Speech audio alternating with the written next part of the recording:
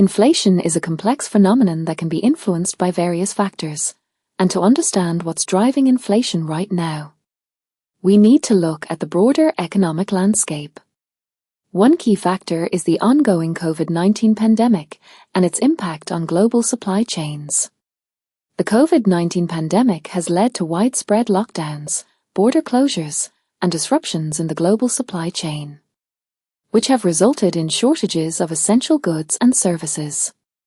This shortage of goods and services has driven up prices, contributing to inflation.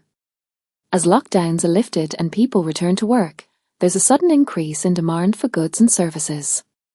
This surge in demand, combined with the ongoing supply chain disruptions, has put pressure on businesses to increase prices to maintain profitability.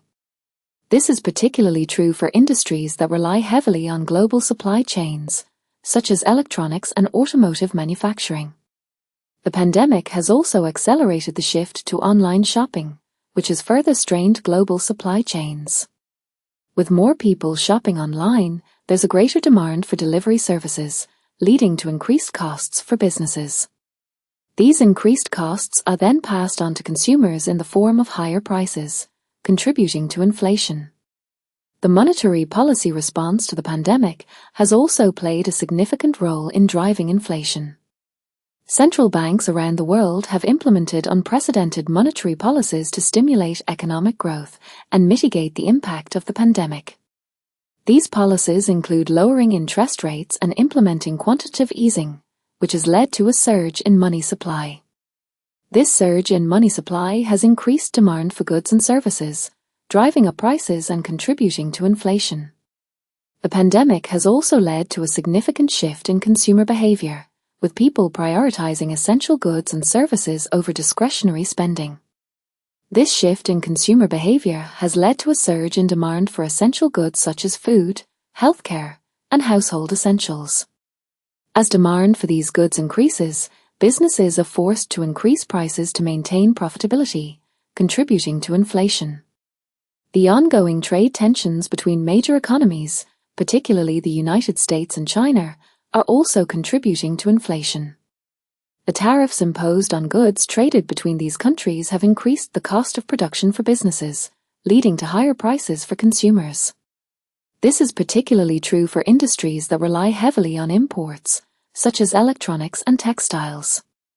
The pandemic has also accelerated the shift to remote work, which has led to increased demand for digital services such as 4K video and cybersecurity. This increased demand has driven up prices for these services, contributing to inflation. In addition to these factors, the ongoing energy crisis is also driving inflation.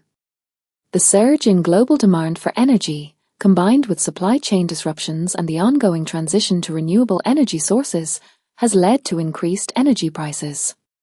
These increased energy prices are then passed on to consumers in the form of higher prices for goods and services, contributing to inflation.